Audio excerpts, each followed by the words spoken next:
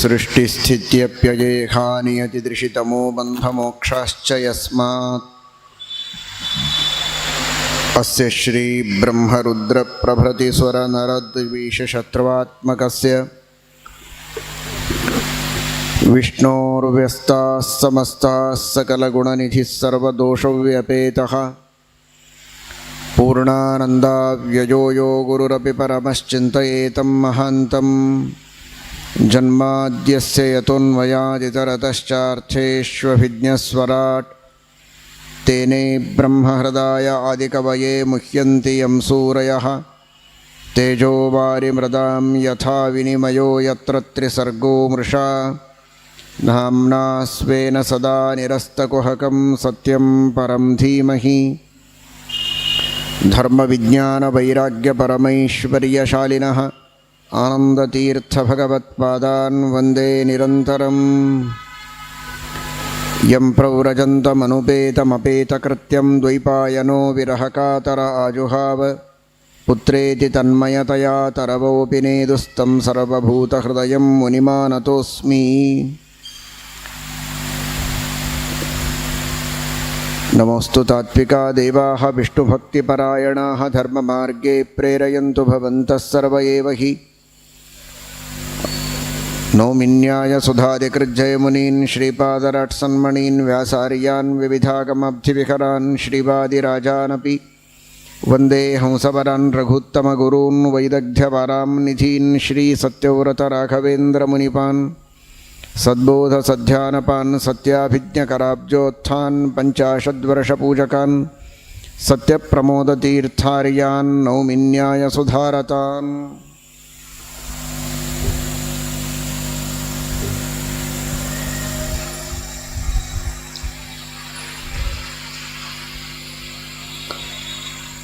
ಮನುಕುಲದ ಸಕಲ ಸಜ್ಜನರ ಉದ್ಧಾರಕ್ಕಾಗಿ ವಿಶೇಷವಾಗಿ ಕಲಿಯುಗದಲ್ಲಿರುವ ಜನರ ಕಷ್ಟಗಳ ಪರಿಹಾರಕ್ಕೆ ಅವರೆಲ್ಲ ಧರ್ಮವನ್ನು ಚೆನ್ನಾಗಿ ತಿಳಿದು ಅನುಷ್ಠಾನ ಮಾಡುವುದಕ್ಕೆ ಶ್ರೀಮದ್ ಭಾಗವತವನ್ನು ವೇದವ್ಯಾಸದೇವರು ರಚನೆ ಮಾಡಿ ದಯಪಾಲಿಸಿದ್ದಾರೆ. ಧರ್ಮಕ್ಕೆ ಗ್ಲಾನಿ ಹಾನಿ ಆದ ಸಂದರ್ಭದಲ್ಲಿ ಭಗವಂತ ತಾನು ಅವತಾರ ಮಾಡಿ ಧರ್ಮದ ಸಂಸ್ಥಾಪನೆಯನ್ನು ಮಾಡ್ತಾನೆ. ಶ್ರೀಕೃಷ್ಣ ಪರಮಾತ್ಮ ಸ್ವಯಂ ದ್ವಾಪರ ಯುಗದಲ್ಲೇ ಅವತಾರ ಮಾಡಿ ಧರ್ಮದ ಸ್ಥಾಪನೆಯನ್ನು ಮಾಡಿದ.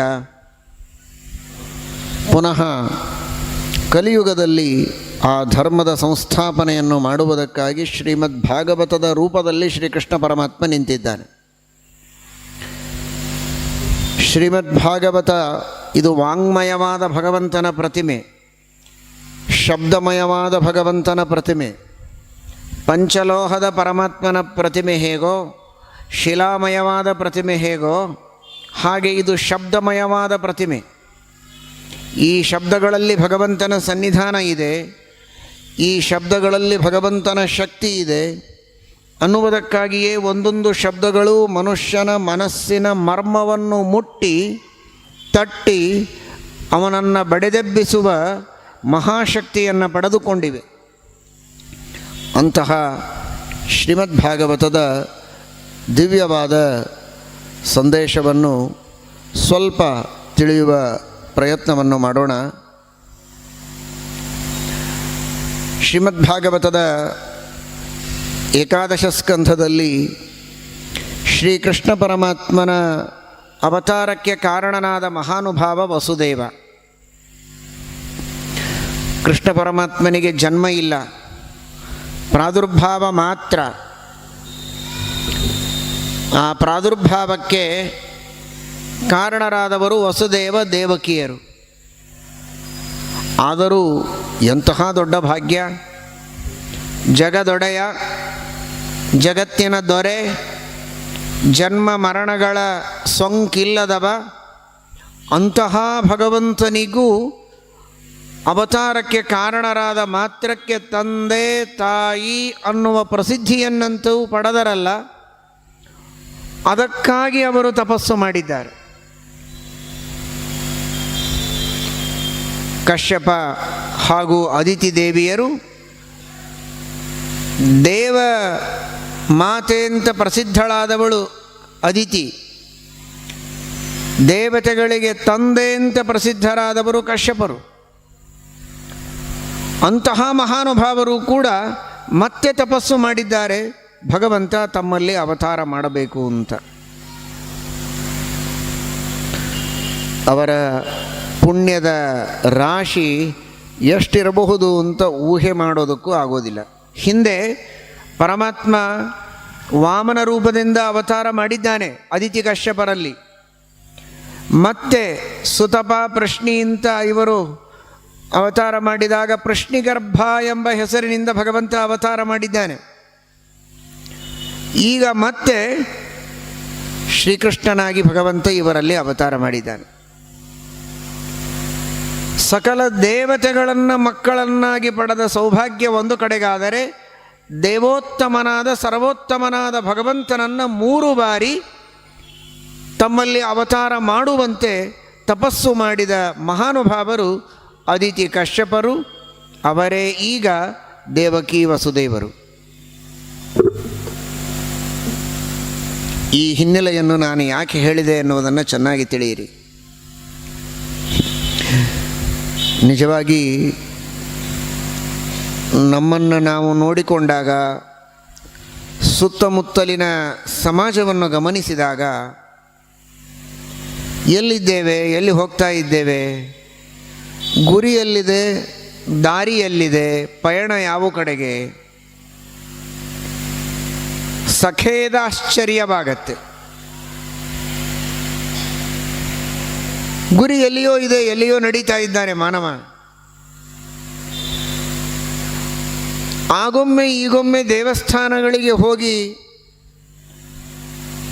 ನಮಸ್ಕಾರ ಮಾಡಿದರೆ, ಪ್ರದಕ್ಷಿಣೆ ಹಾಕಿದರೆ, ಹುಂಡಿಯಲ್ಲಿ ಕಾಣಿಕೆ ಹಾಕಿದರೆ, ಆರಾಧನೆಗಳಲ್ಲಿ ತಾನು ಭಾಗವಹಿಸಿದರೆ ತಾನು ಧಾರ್ಮಿಕ. ನಾನು ಹುಟ್ಟಿದ್ದು ಸಾರ್ಥಕ ಆಯಿತು, ನನ್ನ ಅವತಾರ ಕಾರ್ಯವೇ ಮುಗಿದಾಗಾಯಿತು ಅಂತ ಅನ್ಕೋತಾನೆ. ನನ್ನ ಅವತಾರವೇ ಇಷ್ಟಕ್ಕೆ. ಧರ್ಮವನ್ನೇ ಮಾಡದೇ ಇರುವ ಧರ್ಮ ವಿಮುಖರಾದಂತಹ ಜನರಿಗಿಂತಲೂ ಧರ್ಮವನ್ನು ಮಾಡುವವರು ಉತ್ತಮರು, ಇದರಲ್ಲಿ ಎಳ್ಳಷ್ಟೂ ಸಂಶಯವಿಲ್ಲ. ಆದರೆ ತೃಪ್ತಿ ಇರಬಾರದು. ಇದಕ್ಕೆ ವಸುದೇವ ದೊಡ್ಡ ಉದಾಹರಣ. ಅದಕ್ಕಾಗಿ ನಾನು ಈ ಹಿನ್ನೆಲೆಯನ್ನು ಹೇಳಿದೆ. ಏನು ಪುಣ್ಯ ಅವನು ಕಡಿಮೆ ಮಾಡಿದ್ದ? ದೇವತೆಗಳ ಅಪ್ಪ, ಪುಣ್ಯ ಇಲ್ಲದೆ ಆಗತ್ತಾ? ಒಬ್ಬ ಗುಣವಂತನಾದ ಮಗ ಹುಟ್ಟಬೇಕು ಅಂದರೆ ಎಷ್ಟು ಪುಣ್ಯ ಮಾಡಿರಬೇಕು? ದೇವತೆ ಅಲ್ಲ, ದೆವ್ವದ ಹಾಗೆ ಇಲ್ಲದೆ ಇರೋ ಮಗ ಇದ್ದಾನೆ ಅಂದರೆ ಸಾಕು, ಅಷ್ಟಕ್ಕೆ ಬಹಳ ಪುಣ್ಯ ಮಾಡಬೇಕು. ಧರ್ಮವನ್ನು ಬಿಟ್ಟಿಲ್ಲ, ಜಾತಿಭ್ರಷ್ಟನಾಗಿಲ್ಲ, ಧರ್ಮಭ್ರಷ್ಟನಾಗಿಲ್ಲ, ತಂದೆ ತಾಯಿಗಳನ್ನು ಮನೆಯಿಂದ ಹೊರಗೆ ಹಾಕಿಲ್ಲ, ಹೆಂಡತಿಯನ್ನು ವಿಚ್ಛೇದ ಮಾಡಿ ಹೊರಗೆ ಹಾಕಿಲ್ಲ,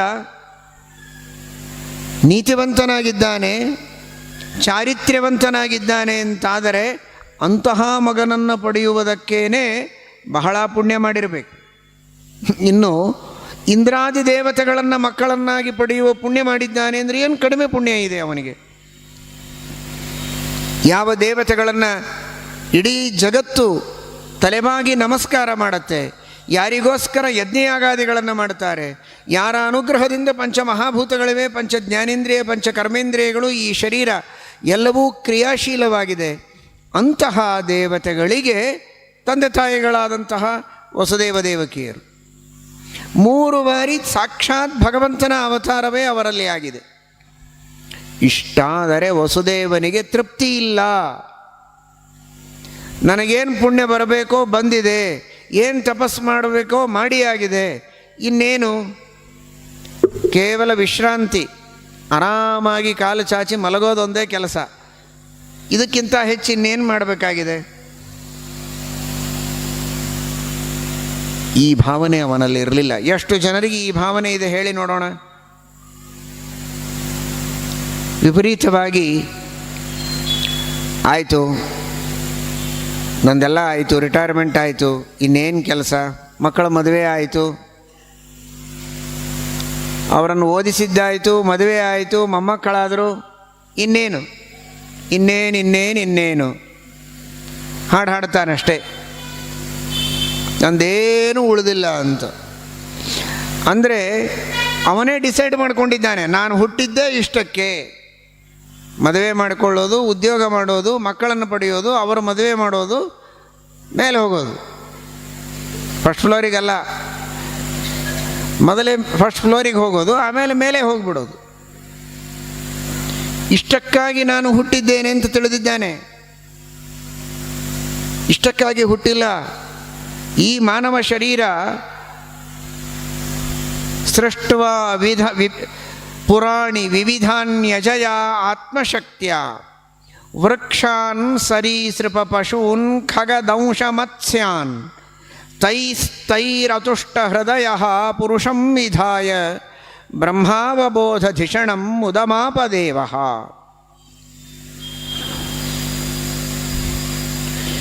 ಏನಿದು ಮಾನವ ಶರೀರ? ಸೃಷ್ಟ್ವಾ ಪುರಾಣಿ ವಿವಿಧಾನಿ ಅಜಯ ಆತ್ಮಶಕ್ತಿಯ.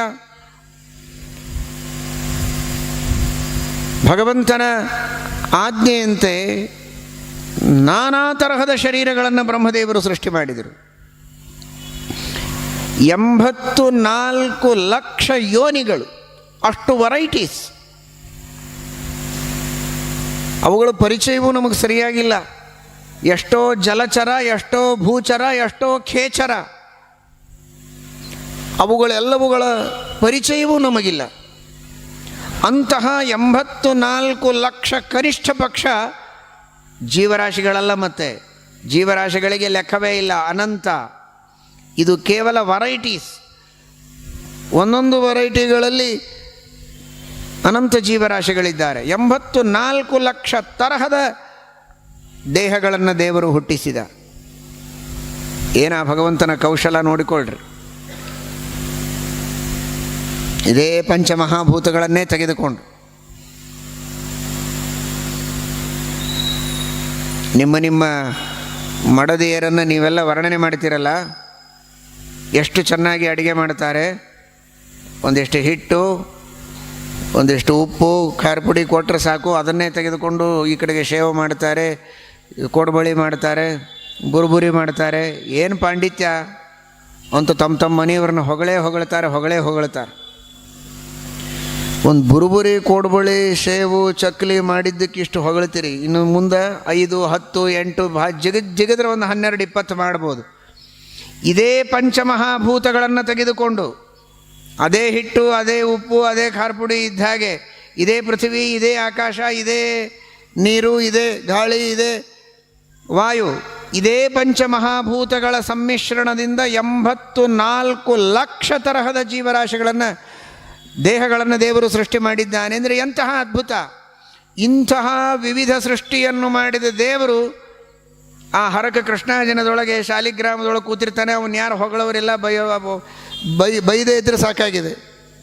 ಏನಾದರೂ ಕೆಟ್ಟಾಯಿತು, ಒಂಚೂರು ಕಾಲಿಗೆಲ್ಲೋ ಚುಚ್ಚಿತು, ಬಿದ್ದ ಎದ್ದ, ಏನು ದೇವರು ಪೂಜಾ ಮಾಡಿದ್ರು ಇಷ್ಟೇ ಹಣೆ ಬರ, ಏನು ಮಾಡಲಿಲ್ಲವ ಅಂತ ಬೈಸ್ಕೊಳ್ಳೋದೊಂದೇ ಕೆಲಸ ದೇವರದು. ಇಂತಹ ಅದ್ಭುತ ಸೃಷ್ಟಿಯನ್ನು ಮಾಡಿದ ದೇವರ ಕೌಶಲವನ್ನು ತೇ ನಮಃ ಕೌಶಲಾಯ ಅಂತ ತಲೆಬಾಗಿ ಭಕ್ತಿಯಿಂದ ನಮಿಸಿದ್ದೆ ಎಂದು.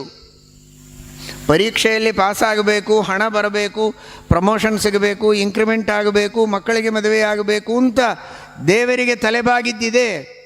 ಆದರೆ ಭಗವಂತನ ಈ ಮಹಾತ್ಮ್ಯವನ್ನು ಚಿಂತನೆ ಮಾಡಿ ಆ ಅನುಸಂಧಾನದಿಂದ ತಲೆಬಾಗಿದ್ದೆಂದು. ಸೃಷ್ಟ್ವಾ ಪುರಾಣಿ ವಿವಿಧಾನಿ ಅಜಯ ಆತ್ಮಶಕ್ತಿಯ. ಅಷ್ಟು ತರಹದ ದೇಹಗಳು, ಅದಕ್ಕೆ ತಕ್ಕ ಆಹಾರಗಳು, ಅಂತಹ ವಿಹಾರಗಳಿಗೆ ಬೇಕಾದ ಪರಿಸರ. ಒಂದೊಂದು ಪ್ರಾಣಿಯ ಜೀವನ ಒಂದೊಂದು ರೀತಿ ಇದೆ. ಬರೀ 84 ಲಕ್ಷ ಸಾಲಾಗಿ ನಿಲ್ಲಿಸೋದಲ್ಲ, ಅದಕ್ಕೆ ತಕ್ಕ ಪರಿಸರ, ಅದಕ್ಕೆ ತಕ್ಕ ಆಹಾರ, ಅದಕ್ಕೆ ತಕ್ಕ ವಿಹಾರ, ಅದರ ಬಂಧು, ಅದರ ಬಳಗ, ಅದರ ಬೆಳವಣಿಗೆ, ಅದರ ಕರ್ಮ, ಅದಕ್ಕೆ ಫಲ ಒಂದೇ ಎರಡೇ. ಇಷ್ಟೆಲ್ಲವನ್ನು ಮಾಡುವ ಮಹಾಸಾಮರ್ಥ್ಯ ಇದ್ದವ ದೇವರು ಇಂದಿಗೂ ಮಾಡ್ತಾ ಇದ್ದಾನೆ, ಅನಾದಿ ಕಾಲದಿಂದ ಮಾಡ್ತಾ ಬಂದಿದ್ದಾನೆ, ಮುಂದೆ ಮಾಡ್ತಾನೆ. ಜಗತ್ಪ್ರವಾಹ ಸತ್ಯೋಯಂ ಪಂಚಭೇದ ಸಮನ್ವಿತ. ಇಂತಹ ಸ್ವಾಮಿ ದೇವರು. ನಾನು ಯಾಕೆ ಹೇಳಿದೆ ಅಂದರೆ, ಏನೂ ಗೊತ್ತಿಲ್ಲದೆ ಇದ್ದವ ಏನು ನೋಡಿದರೂ ಅದು ಚೆನ್ನಾಗಿದೆ ಅಂದ್ಬಿಡ್ತಾನೆ. ಕೆಲವರೆಲ್ಲ ಊಟ ಮಾಡುವಾಗ ಅಡುಗೆ ಹೇಗಿದೆ, ಭಾರಿ ಭಾರಿ ಭಾರಿ ಇದೆ ಅಂತಾರೆ. ಪಕ್ಕದೊಳಗೆ ಕೂತವ್ರಿಗೆ ಆಶ್ಚರ್ಯ ಆಗ್ತಿರೋದು, ಏನೂ ರುಚಿ ಇಲ್ಲ, ಇವೇನು ಇಷ್ಟು ವರ್ಣನೆ ಮಾಡ್ತಾನಲ್ಲ ಅಂತ. ಯಾಕಂದರೆ ಅವ್ರ ಮನೆಯೊಳಗೆ ಇಷ್ಟು ಕಂಡಿರಂಗಲ್ಲ ಅವನು. ಹೀಗಾಗಿ ಎಂಥ ಅಡಿಗಿದ್ರೂ ಇದು ಭಾರಿ ಅಂತಾನೆ. ಆದರೆ 10 ಅಡಿಗೆಗಳನ್ನು ನೋಡಿದ ವ್ಯಕ್ತಿ, ತಾನು ಸ್ವಯಂ ಅಡುಗೆ ಮಾಡೋ ಸಾಮರ್ಥ್ಯ ಇದ್ದ ವ್ಯಕ್ತಿ ಒಂದು ಅಡುಗೆಯನ್ನು ಹೊಗಳ್ತಾನೆ ಅಂದರೆ ಆಗ ಅದಕ್ಕೆ ಬಹಳ ಮಹತ್ವ ಇದೆ, ಅವನ ಒಂದೊಂದು ಮಾತಿಗೆ ಅರ್ಥ ಇದೆ. ಹಾಗೆ 84 ಲಕ್ಷ ತರಹದ ಜೀವರಾಶಿಗಳಿಗೆ ದೇಹಗಳನ್ನು ಸೃಷ್ಟಿ ಮಾಡಿ ಕೊಟ್ಟವ, ಅಷ್ಟೆಲ್ಲ ವ್ಯವಸ್ಥೆಯನ್ನು ಅನಾದಿ ಕಾಲದಿಂದ ಮಾಡಿದ ದೇವರು ಬ್ರಹ್ಮದೇವರ ದ್ವಾರ ಮಾಡಿಸ್ತಾನೆ. ಅಂತಹ ಭಗವಂತ ಆ ಯಾವ ಶರೀರಗಳಲ್ಲಿಯೂ ಅರ್ಥ ಇಲ್ಲ ಅಂದ. ಅವನೇ ಹುಟ್ಟಿಸಿದ್ದು ಅಥವಾ ಬ್ರಹ್ಮದೇವರೇ ಪರಮಾತ್ಮನ ಆಜ್ಞೆ ಅಂತ ಸೃಷ್ಟಿ ಮಾಡಿದ್ದು. ಆ ಪರಮಾತ್ಮನೇ, ಆ ಬ್ರಹ್ಮದೇವರೇ ಹೇಳ್ತಾರೆ, ನೋ ಯೂಸ್. 84 ಲಕ್ಷ ಏನಿದೆ ಅದರಲ್ಲಿ 83,99,999 ಎಲ್ಲವೂ ವೇಸ್ಟ್. ಒಂದೇ ಒಂದು ಶರೀರ, ಅದು ಮಾನವ ಶರೀರ. ಇದು ನಿಜವಾಗಿ ಮೋಕ್ಷಕ್ಕೆ ಸಾಧನವಾದದ್ದು. ಇದನ್ನು ಸರ್ಟಿಫಿಕೇಟ್ ಕೊಡೋದು ಅವನು, ನಾವಲ್ಲ. ಇನ್ನೆಲ್ಲ ಶರೀರಗಳು ಕೇವಲ ಭೋಗ, ಜನ್ಮಾಂತರದಲ್ಲಿ ಮಾಡಿದ ಕರ್ಮಗಳ ಫಲವನ್ನು ಅನುಭವಿಸೋದಷ್ಟೇ. ಸಾಧನೆಯನ್ನು ಮಾಡೋದಕ್ಕೆ ಅವಕಾಶ ಇಲ್ಲ, ಹೊಸದಾಗಿ ಪ್ರಗತಿಯನ್ನು ಪಡೆಯೋದಕ್ಕೆ ಅವಕಾಶ ಇಲ್ಲ. ಪ್ರಗತಿಯನ್ನು ಪಡೆಯಬಹುದು. ಉದ್ಗತಿ, ಪ್ರಗತಿ, ಸನ್ಮತಿ, ಸದ್ಗತಿ ಇವುಗಳನ್ನು ಪಡೆಯುವುದಕ್ಕೆ ಇರುವಂತಹ ಒಂದೇ ಒಂದು ಶರೀರ, ಅದು ಮಾನವ ಶರೀರ. ಇಂತಹ ಮಾನವ ಶರೀರವನ್ನು ಪಡೆದಾಗ ಉಳಿದ ಪಶುಗಳಂತೆ ಕೇವಲ ಭೋಗವನ್ನು ಮಾಡಿ ಮಕ್ಕಳನ್ನು ಪಡೆದು ನನ್ನ ಕೆಲಸ ಮುಗಿಯಿತು, ನಾನು ಹುಟ್ಟಿದ ಸಾರ್ಥಕ ಆಯಿತು ಅಂತ ಭಾವಿಸಿದರೆ ಯಾವ ನ್ಯಾಯ? ವಸುದೇವ ಇಷ್ಟು ಪುಣ್ಯ ಪಡೆದವ ಅವನಂತಾನೆ, ನನ್ನ ಪುಣ್ಯಕ್ಕೆ ನನಗೆ ತೃಪ್ತಿ ಇಲ್ಲ, ಇನ್ನೂ ಪುಣ್ಯ ನಾನು ಮಾಡಬೇಕು, ಇನ್ನೂ ಸೇವೆ ಮಾಡಬೇಕು, ಇನ್ನೂ ಸಾಧನೆ ಮಾಡಬೇಕು ಅನ್ನೋ ಭಾವನೆ ವಸುದೇವನ ಮನಸ್ಸಿನಲ್ಲಿದೆ. ಸಂಧ್ಯಾವಂದನ ಮಾಡುವಂತಹ ವ್ಯಕ್ತಿ 10 ಗಾಯತ್ರಿ ಜಪ ಮಾಡ್ತಿದ್ರೆ 100 ಮಾಡಬೇಕು, 100 ಮಾಡುವವನು 1000 ಮಾಡಬೇಕು. 1000 ಮಾಡ್ತಾ ಇದ್ದರೆ ಬರೀ ನಾನು ಗಾಯತ್ರಿಯ ಜಪ ಮಾಡೋದಲ್ಲ, ನಾರಾಯಣ ಅಷ್ಟಾಕ್ಷರ ಮಂತ್ರ ಇದಕ್ಕೆ 3 ಪಟ್ಟು ಮಾಡಬೇಕು. ದೇವರ ಪೂಜೆಯನ್ನು ಮಾಡದೇ ಇದ್ದವ ಮಾಡಲು ಪ್ರಾರಂಭ ಮಾಡಬೇಕು, ಮಾಡಿದವನಾಗಿದ್ದರೆ ವಿಸ್ತಾರವಾಗಿ ಮಾಡೋದಕ್ಕೆ ಪ್ರಯತ್ನ ಮಾಡಬೇಕು, ಅರ್ಥಾನುಸಂಧಾನಪೂರ್ವಕವಾಗಿ ಮಾಡಬೇಕು, ಹೆಚ್ಚಿನ ಸ್ತೋತ್ರ ಮಂತ್ರಗಳ ಪಾರಾಯಣ ಮಾಡಬೇಕು, ಶಾಸ್ತ್ರಗಳ ಶ್ರವಣ ಮಾಡಬೇಕು. ತೃಪ್ತಿಯೇ ಇರಬಾರದು. ಇಷ್ಟು ದಿವಸ ಮಾಡಿವಲ್ಲ ಸಾಕು ಅಂತ ಕಡಿಮೆ ಮಾಡುವಂತಹ ದಾರಿಯೊಳಗಿದ್ದಾರೆ ಇವತ್ತು ಜನ. ಆಯ್ತಲ್ಲ, ಎಲ್ಲ ಆಗಿದೆ. ನಮ್ಮ ಪೈಕಿ ಕೆಲವರೆಲ್ಲ ಇದ್ದಾರೆ, ನಮ್ಗೆ ಪರಿಚಯದವರು, ಸ್ವಲ್ಪ ದೂರದ ಸಂಬಂಧ, ಅವರೆಲ್ಲ ಬೇಕಾದ್ದು ಮಾಡ್ತಾರೆ ಅಂತ. ಅವ್ರು ಮಾಡಿದ್ರೆ ಇವನಿಗೇನು ಬಂತು? ಹಿಂಗೆ ಅನ್ನೋರಿದ್ದಾರೆ. ಅದನ್ನೆಲ್ಲ ನಮ್ಮ ಪೈಕಿ ಕೆಲವರಿದ್ದಾರೆ, ಅವರು ಮಾಡ್ತಾರೆ ಅಂತ. ಅವಶ್ಯವಾಗಿ ಅನ್ಬೋದು, ಅನ್ನಬಾರ್ದು ಅಂತ ನಾನು ಅನ್ನೋದೇ ಇಲ್ಲ. ಊಟಕ್ಕೂ ನೀವು ಹಾಗೆ ಅಂತಿದ್ರೆ ಇದಕ್ಕೂ ಹಾಗೆ ಅನ್ಬೋದು. ನಮ್ಮವರೆಲ್ಲ ಊಟ ಮಾಡ್ತಾರೆ, ನಮಗೇನು ಟೈಮ್ ಇರೋದಿಲ್ಲ ಅಂತ ನೀವು ಅನ್ನೋದಾದರೆ ಸಾಧನದ ಬಗ್ಗೆಯೂ ಹಾಗೆ ಹೇಳ್ಬೋದು. ಊಟಕ್ಕೆ ಮಾತ್ರ ಅದು ನಡೆಯುವುದಿಲ್ಲ. ಅಕ್ಕಪಕ್ಕದವರು ಮಾಡಿದರೂ, ಹೆಂಡತಿ ಮಕ್ಕಳು ಮಾಡಿದರೂ ತಾನು ಮಾಡಲೇಬೇಕು. ಸಾಧನೆ ಮಾತ್ರ ಇನ್ನೊಬ್ಬರು ಮಾಡಿದ್ದು ತನಗೆ ಹೇಗಾಗತ್ತೆ? ವಸುದೇವ ಜ್ಞಾನವನ್ನು ಪಡೆಯಬೇಕು, ಇನ್ನೂ ಹೆಚ್ಚು ಸಾಧನೆಯನ್ನು ನಾನು ಮಾಡಬೇಕು ಅಂತ ಉತ್ಕಂಠದಿಂದ ಕುಳಿತಿದ್ದಾನೆ. ಭಾರೀ ಆಸಕ್ತಿಯಿಂದ ನಾರದರು ಮನೆಗೆ ಬರ್ತಾರೆ. ಎಷ್ಟು ಸಂತೋಷ ನಾರದರು ಬಂದರೆ. ಇವರ ಮಗ ಅರ್ಥಾತ್ ಇವನಲ್ಲಿ ಅವತಾರ ಮಾಡಿದ ಕೃಷ್ಣನಿಗೆ ಎಷ್ಟು ಆನಂದ ಆಯಿತು ಅಂತ ಮಾಘ ವರ್ಣನೆ ಮಾಡ್ತಾನೆ ತನ್ನ ಕಾವ್ಯದಲ್ಲಿ. ತನೌ ಮಮುಸ್ತತ್ರ ನಕೈಟಭದ್ವಿಷಃ ತಪೋಧನಾಭ್ಯಾಗಮ ಸಂಭವಾಮುದಃ. ಪರಮಾತ್ಮನ ಉದರ ಹೇಗಿದೆ ಅಂತ, ದೇವರ ಹೊಟ್ಟೆ. ಕವಿಕಲ್ಪನೆ ಅಲ್ಲ, ಇದು ಸತ್ಯ, ಮುಂದಿಂದು ಕವಿಕಲ್ಪನೆ.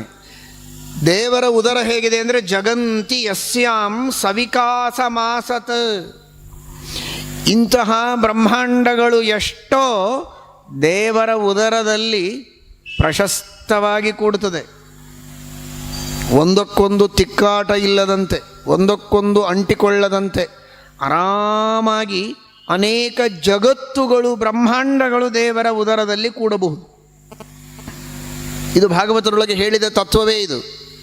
ತೃತೀಯ ಸ್ಕಂಧದಲ್ಲಿ ವಿಕಾರೈ ಷೋಡಶೈರ್ಯುಕ್ತ ವಿಶೇಷಾದಿಭಿರಾವೃತ ಅಂಡಕೋಶೋ ಬಹಿರಯಂ ಪಂಚಾಶತ್ಕೋಟಿ ವಿಸ್ತೃತ ದಶೋತ್ತರಾಧಿಕೈರ್ಯತ್ರ ಪ್ರವಿಷ್ಟ ಪರಮಾಣುವತ್ ಲಕ್ಷತೆ ಅಂತರ್ಗತಾಶ್ಚಾನ್ಯೇ ಕೋಟಿಶೋಷ್ಯಂಡರಾಶಯ.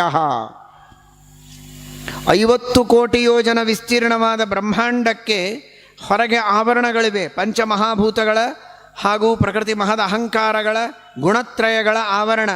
ಅದೆಲ್ಲ ಸೇರಿ 100 ಕೋಟಿ ಕೋಟಿ ಯೋಜನದ ವಿಸ್ತಾರ ಆಗತ್ತೆ.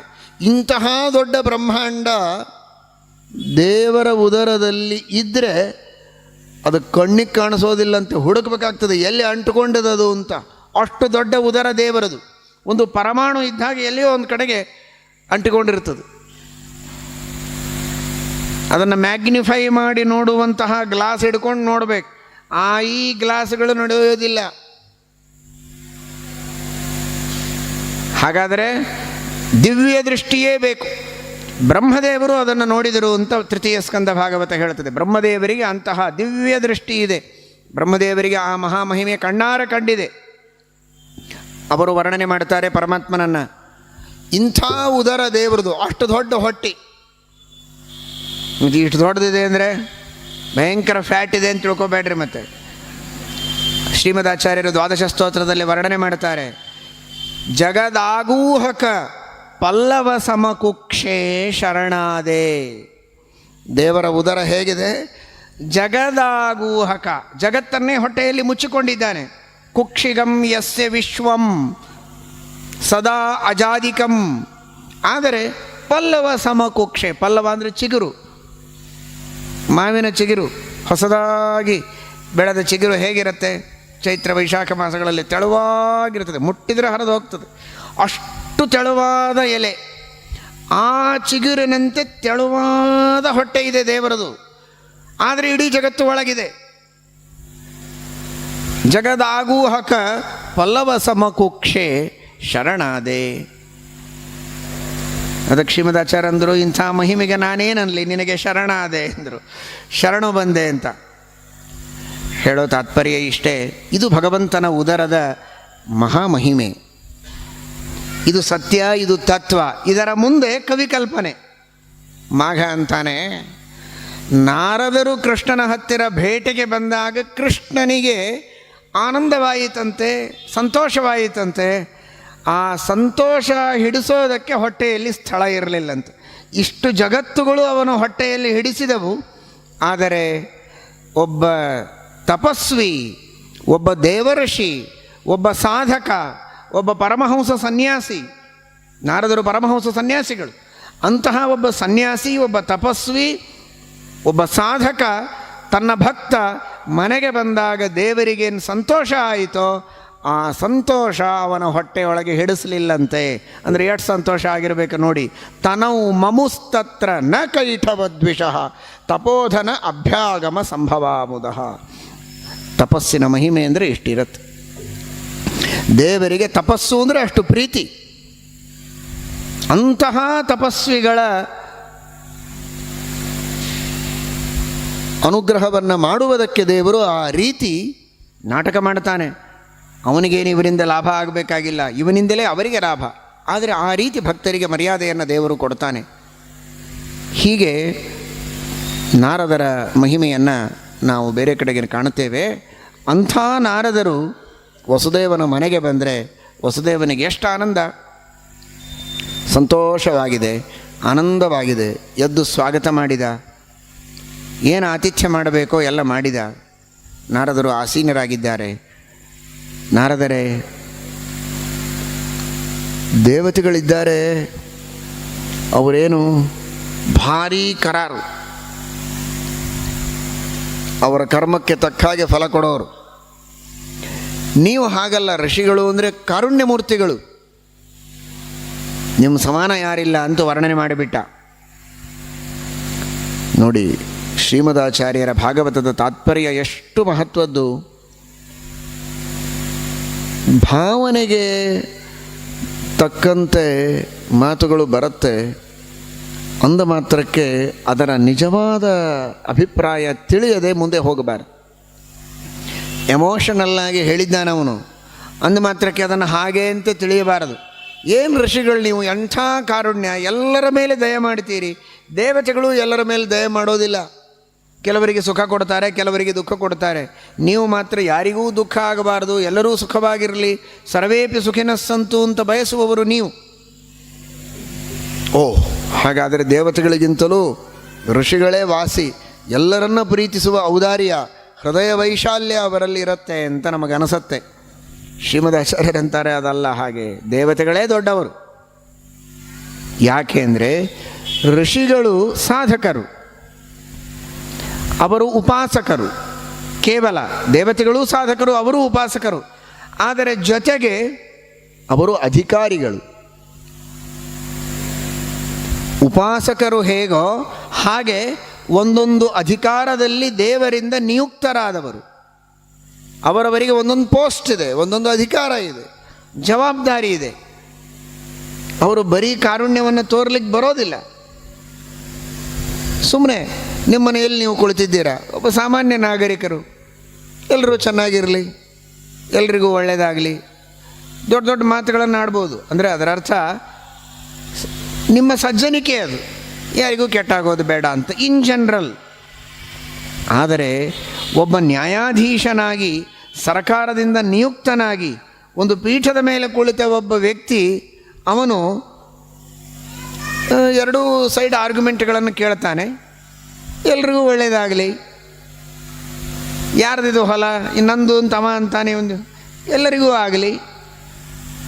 ಇವನು ಮರ್ಡರ್ ಮಾಡಿದ್ದಾನೆ, ಅವನಿಗೆ ಜೈಲಾಗಬೇಕು, ಬಹಳ ಪೀಡೆ ಕೊಟ್ಟಿದ್ದಾನೆ, ಸಾವಿರಾರು ಜನರಿಗೆ ಹಿಂಸೆ ಕೊಟ್ಟಿದ್ದಾನೆ, ಅವನಿಗೂ ಒಳ್ಳೆಯದಾಗಲಿ, ನಿಮಗೂ ಒಳ್ಳೆಯದಾಗಲಿ. ನಿಂದೇನು ಕೆಲಸ? ನೈಮ ಕ್ಷಮ ಕುಜನತಾಸು ನೃಪಸ್ಯ ಧರ್ಮ ತಾಂ ತ್ವಂ ವೃಥೈವ ಧೃತವಾನಸಿ ಸರ್ವಕಾಲಂ. ದ್ರೌಪದಿ ಯುಧಿಷ್ಠರನಿಗೆ ಎಚ್ಚರ ನೀಡುವ ಮಾತಿದು. ದುರ್ಜನರಲ್ಲಿ ಎಂದಿಗೂ ಕ್ಷಮೆ ಇರಬಾರದು. ಸಜ್ಜನರಿಗೆ ಕ್ಷಮೆ ಮಾಡಬೇಕೇ ಹೊರತು ದುರ್ಜನರಿಗೆ ಕ್ಷಮೆ ಮಾಡಬಾರದು. ಅವರಿಗೆ ಶಿಕ್ಷೆ ಆಗಲೇಬೇಕು. ಮೋದೇತ ಸಾಧುರಪಿ ವೃಶ್ಚಿಕ ಸರ್ಪಹತ್ಯಾ. ಪ್ರಹ್ಲಾದರಾಜರು ನರಸಿಂಹದೇವರ ಸ್ತುತಿಯಲ್ಲಿ ಹೇಳುತ್ತಾರೆ, ಅನೇಕ ಜನರಿಗೆ ಪೀಡೆ ಕೊಡುವ ಚೇಳು, ಹಾವು ಇವುಗಳನ್ನು ಹೊಡೆದಾಗ ಅಷ್ಟು ಜನರ ಬದುಕು ಸುಗಮವಾಯಿತು ಅಂತ ಸಂತೋಷ ಪಡಬೇಕೇ ಹೊರತು ಹಾವು, ಚೇಳು ಅವುಗಳನ್ನು ಪ್ರೀತಿಯಿಂದ ಅಪಗೊಳ್ತೇನೆ ಅಂತ ಅಪಗೊಂಡ್ರೆ ಇವನನ್ನು ಅಪಗೊಂಡು ಇನ್ನು ಬೇರೆಯವರು ಆಳಬೇಕಾಗ್ತದೆ ಆಮೇಲೆ. ಹಾಗಾದರೆ ಅಂಥಂತಹ ಪ್ರಾಣಿಗಳಿಗೆ, ಹಿಂಸ್ರವಾದ ಪಶುಗಳಿಗೆ ಹೇಗೆ ನಾವು ದೂರ ಇಡೋದು ಯೋಗ್ಯವೋ ಅದರಂತೆ ಅನೇಕ ದುರ್ಜನರು ಸಮಾಜದ ಮಧ್ಯದಲ್ಲಿ ಚೇಳಿನಂತೆ, ಹಾವಿನಂತೆ, ಹುಲಿ ಸಿಂಹಗಳಂತೆ ಸಮಾಜದಲ್ಲಿರುವ ಸಜ್ಜನರಿಗೆ ಪೀಡೆಯನ್ನು ಕೊಟ್ಟು ತೊಂದರೆಯನ್ನು ಕೊಡುವಾಗ ಅವರಿಗೆ ಸರಿಯಾದ ಶಿಕ್ಷೆಯನ್ನು ಕೊಟ್ಟು ಆ ರೀತಿ ತಪ್ಪು ಮಾಡದೇ ಇದ್ದಂತೆ ಅವರಿಗೆ ವ್ಯವಸ್ಥೆಯನ್ನು ಮಾಡುವುದು ರಾಜರ ಕರ್ತವ್ಯ. ನ್ಯಾಯಾಧೀಶರ ಕರ್ತವ್ಯ ನ್ಯಾಯ ಹೇಳೋದು, ನ್ಯಾಯಕ್ಕೆ ತಕ್ಕಂತೆ ಅವನಿಗೆ ತಪ್ಪು ಮಾಡಿದವನಿಗೆ ಶಿಕ್ಷೆ, ತಪ್ಪು ಮಾಡದೇ ಇದ್ದವನಿಗೆ ಮುಕ್ತಿ, ಇವುಗಳನ್ನು ಕೊಡೋದು ರಾಜರ ಕರ್ತವ್ಯ. ಆ ಸ್ಥಾನದಲ್ಲಿದ್ದಾರೆ ದೇವತೆಗಳು. ಪರಮಾತ್ಮ ಜವಾಬ್ದಾರಿಯನ್ನು ಕೊಟ್ಟಿದ್ದಾನೆ. ದೇವತೆಗಳೇ ಅವರವರು ಮಾಡಿದಂತಹ ಕರ್ಮಗಳಿಗೆ ಅನುಗುಣವಾಗಿ ಅವರಿಗೆ ಫಲ ಕೊಡಿ. ಅವನು ಯಜ್ಞಯಾಗಾದಿಗಳನ್ನು ಮಾಡಿದ್ದ ಪುಣ್ಯವನ್ನು ಕೊಡಿ, ಅದರಿಂದ ಅವರಿಗೆ ಸ್ವರ್ಗ ಆಗಲಿ. ಅವನಿನ್ನೇನಾದರೂ ಬ್ರಹ್ಮಹತ್ಯ, ಸ್ತ್ರೀಹತ್ಯ, ಗೋಹತ್ಯ ಅಥವಾ ವಿಹಿತ ಕರ್ಮಗಳ ಪರಿತ್ಯಾಗ, ಸಂಧ್ಯಾವಂದನ ಇಲ್ಲ, ದೇವರ ಪೂಜೆ ಇಲ್ಲ, ಪರೋಪಕಾರ ಇಲ್ಲ, ವಿಹಿತ ಕರ್ಮಗಳ ಪರಿತ್ಯಾಗ, ನಿಷಿದ್ಧ ಕರ್ಮಗಳ ಅನುಷ್ಠಾನ, ಮಾಡಬಾರದ್ದನ್ನು ಮಾಡಿದ್ದಾನೆ.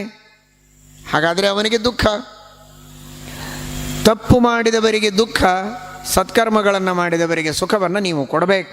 ಇದು ನಿಮ್ಮ ಕೆಲಸ ಅಂತ ದೇವತೆಗಳನ್ನು ಆ ಸ್ಥಾನದಲ್ಲಿ ದೇವರು ಕೂಡಿಸಿದ್ದಕ್ಕೆ ದೇವತೆಗಳು ಅವರವರ ಕರ್ಮಗಳನ್ನೆಲ್ಲ ನೋಡಿ ಆ ಕರ್ಮಗಳಿಗೆ ತಕ್ಕಂತೆ ಫಲಗಳನ್ನು ಕೊಡ್ತಾ ಹೋಗ್ತಾರೆ. ವಾಯುದೇವರನ್ನು ಆರಂಭ ಮಾಡಿಕೊಂಡು ಎಲ್ಲ ದೇವತೆಗಳು ಕೂಡ ತಾರತಮ್ಯ ಕ್ರಮದಲ್ಲಿ ಸರ್ವಕರ್ಮ ಫಲಪ್ರದರು ವಾಯುದೇವರು ಮುಖ್ಯವಾಗಿ, ಅವರ ಅಧೀನವಾಗಿ ಉಳಿದವರು ಯಥಾಯೋಗ್ಯವಾಗಿ ಫಲಪ್ರದರಾಗಿದ್ದಾರೆ. ಆ ರೀತಿಯ ಒಂದು ಅಧಿಕಾರದೊಳಗಿದ್ದ ದೇವತೆಗಳು ಸರಿತಪ್ಪುಗಳಿಗೆ ಶುಭಾಶುಭ ಫಲಗಳನ್ನು ನೋಡಿಕೊಂಡು ಕೊಡ್ತಾರೆ ದೇವರ ಆಜ್ಞೆಯಿಂದ ಅನ್ನೋದಕ್ಕೆ ಅವರೇ ಉತ್ತಮರು. ಅವರಿಂದಲೇ ಜನರಿಗೆ ಹಿತ. ಇಲ್ಲಾಂದರೆ ಎಲ್ಲರೂ ಆರಾಮಾಗಿರ್ತಾರೆ. ಯಾಕೆ ಒಳ್ಳೆ ಕೆಲಸ ಮಾಡ್ತಾರೆ? ಏನು ಮಾಡಿದರೂ ಸುಖ ಸಿಗತ್ತೆ ಅಂದರೆ ಹೊಡೆಯೋದು, ಬಡಿಯೋದು, ಮಜಾ ಮಾಡೋದು. ಇವತ್ತಿಷ್ಟಾದರೂ ಧರ್ಮ ಉಳಿದಿದೆ ಅಂದರೆ ನಾವು ಅಧರ್ಮ ಮಾಡಿದರೆ ನಮಗೆ ಒಳ್ಳೆಯದಾಗೋದಿಲ್ಲ ಅನ್ನೋ ಭಯ ಒಂದು ಮೂಲೆಯೊಳಗಿದೆ, ಮನಸ್ಸಿನೊಳಗೆ. ಅನ್ನೋದಕ್ಕಾಗಿ ಇಷ್ಟಾದರೂ ಧರ್ಮ ಉಳಿದಿದೆ, ನ್ಯಾಯ ಉಳಿದಿದೆ. ಅದಕ್ಕೆ ಕಾರಣರು ದೇವತೆಗಳು ಅನ್ನೋದಕ್ಕೆ ದೇವತೆಗಳೇ ಉತ್ತಮರು. ಮತ್ತು ಹಾಗಾದರೆ ಋಷಿಗಳು ಮಾಡೋದು ತಪ್ಪಲ್ಲ. ಯಾಕೆಂದರೆ ಅವರಿಗೆ ಅಧಿಕಾರನೇ ಕೊಟ್ಟಿಲ್ಲ ದೇವರು. ನಿಮ್ಮ ಉಪಾಸನೆಯನ್ನು ನೀವು ಮಾಡಿಕೊಳ್ಳಿ ಅಂತ ಅವರಿಗೆ ಹೇಳಿದ್ದಾನೆ. ಆದ್ದರಿಂದ ತತ್ವಜ್ಞಾನವನ್ನು ಉಪದೇಶ ಮಾಡೋದು, ಪಾಠ ಪ್ರವಚನಗಳನ್ನು ಮಾಡೋದು ಇದು ಅವರ ಕೆಲಸ. ಎಲ್ಲರಿಗೂ ದೇವರು ಅವರವರ ಯೋಗ್ಯತೆಗೆ ತಕ್ಕಂತೆ ಫಲ ಕೊಟ್ಟು ಕಲ್ಯಾಣ ಮಾಡಲಿ ಅಂತ ಇಷ್ಟೇ ಅಂತಾರೆ. ಯಾರು ಏನು ಮಾಡಿದ್ದಾರೆ, ಏನು ಬಿಟ್ಟಿದ್ದಾರೆ, ಇದೆಲ್ಲ ನೋಡೋ ಜವಾಬ್ದಾರಿ ಅವರಿಗಿರೋದಿಲ್ಲ. ಅನ್ನೋದಕ್ಕೋಸ್ಕರ ವಸುದೇವ ಈ ರೀತಿಯ ಮಾತುಗಳನ್ನು ನಾರದರ ಬಗ್ಗೆ ಆಡಿದ್ದಾನೆಯೇ ಹೊರತು ದೇವತೆಗಳಿಗಿಂತಲೂ ಋಷಿಗಳು ಉತ್ತಮರು ಅಂತ ನೀವು ತಿಳಿಯಬೇಡಿ. ವಸುದೇವನ ಅಭಿಪ್ರಾಯ ಹೀಗೆ ಅಂತ ಈ ವಾಸುದೇವರು ಹೇಳುತ್ತಾರೆ. ಯಾರು ವಾಸುದೇವರು? ಶ್ರೀಮದಾಚಾರ್ಯರೇ. ಅವರ ಪೂರ್ವಾಶ್ರಮದ ಹೆಸರು ವಾಸುದೇವಾಚಾರ್ಯರು ಅಂತ. ಶ್ರೀಮದ್ ಆನಂದ ತೀರ್ಥ ಭಗವತ್ಪಾದಾಚಾರ್ಯರ ಪೂರ್ವಾಶ್ರಮದ ಹೆಸರು ವಾಸುದೇವಾಚಾರ್ಯರು ಅಂತ.